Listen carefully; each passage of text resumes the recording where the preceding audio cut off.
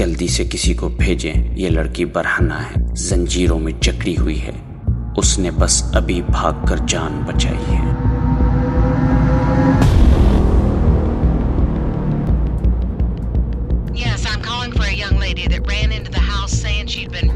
یہ کوئی عام رات نہیں تھی، یہ ایک ایسی رات تھی جس نے پولیس کو ایک ایسی بھیانک حقیقت سے آشنا کیا جسے سن کر ان کے پیروں تلے زمین نکل گئی۔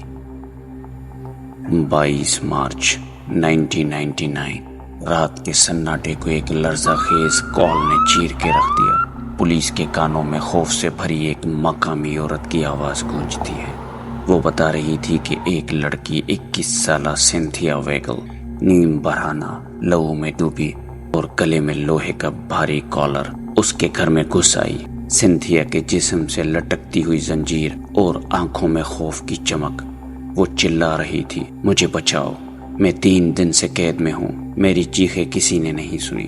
ایک ایسا شخص جس کے بارے میں سن کر آپ کے رونگٹے کھڑے ہو جائیں، ایک ایسا شخص جسے لوگ ٹوائے باکس کلر کے نام سے جانتے ہیں، لیکن اس کا اصل نام ڈیوڈ پارکر رے تھا۔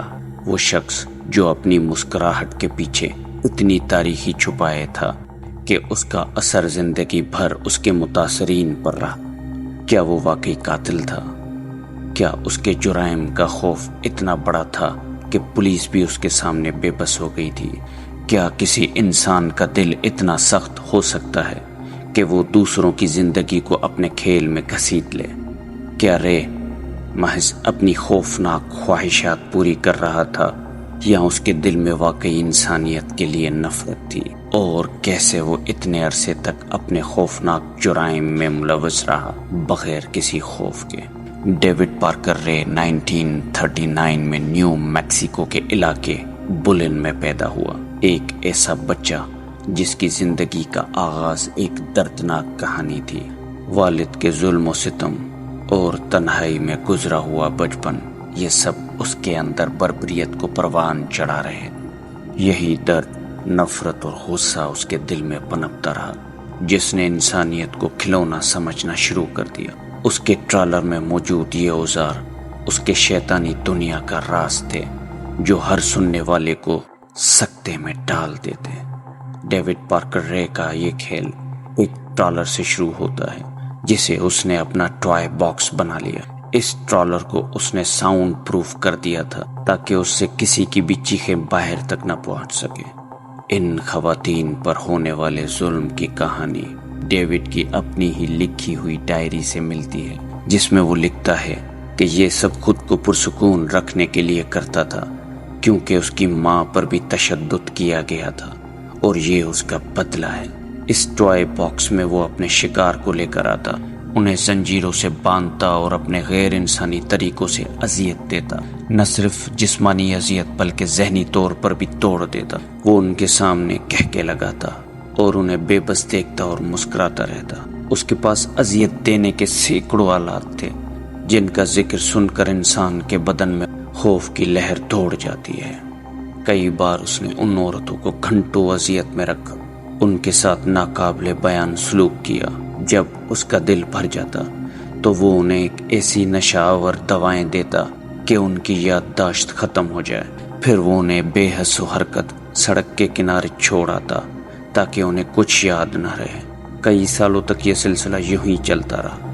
آخرکار 1999 میں ایک عورت سینتھیا ویگل نے فرار کی ہمت کی۔ اس نے موقع پاتے ہی زنجیروں کو کھولا اور باہر بھاگ نکلی۔ اس کی یہ حالت ایسی تھی کہ دیکھ کر انسان کا دل دہل جائے۔ گلے میں ایک لوہے کا کالر، جسم پر زخموں کے نشان اور خوف سے تھر تھراتی آنکھیں۔ اس نے پولیس کو سب بتایا اور یوں یہ راز فاش ہوا۔ پولیس نے ڈیوڈ پارکر رے کو گرفتار کیا۔ جیل میں بیٹھ کر رے FBI کے پروفائلر کو یہ بتاتا ہے کہ وہ اغوا اور تشدد کے ایسے کیسز سے متاثر تھا۔ اس کا کہنا تھا کہ اس کے دل میں وہ تاریخی تھی جو اسے ان سب کاموں میں مجبور کرتی تھی، کیونکہ اس کا بچپن ایسے تجربات سے بھرا ہوا تھا جو اسے انسانوں سے ایسا سلوک کی طرف لے گیا۔ اس کی ساتھی سنڈی ہینڈی کہتی ہے وہ لوگ جو واپس نہ آئے شاید ایلیفینٹ بیوٹ جھیل کے قریب یا کسی ویرانے کی جگہ پر دفن ہے۔ عدالت میں اس کے جرائم کو الگ الگ کیسز میں سنا گیا۔ ہر متاثرہ کا درد اور تکلیف اس کے خلاف گواہی میں ظاہر تھی۔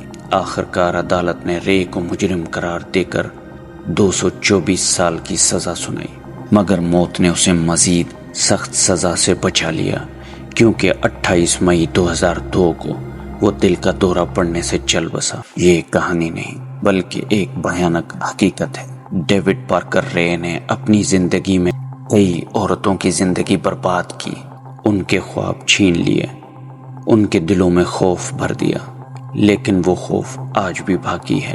وہ سوال آج بھی زندہ ہے کہ ان معصوم عورتوں کی چیخیں کیا کبھی کسی کو سنائی دی گئیں؟ کیا کبھی ان ماؤں اور ان بچوں یا ان کے پیاروں کو سکون ملے گا؟ کیا آپ سمجھتے ہیں کہ ایسے درندے کو صرف جیل کی سزا ملنی چاہیے یا ایسے لوگوں کے لیے کوئی اور سزا ہونی چاہیے؟ کمنٹ سیکشن میں اپنی رائے ضرور دیں۔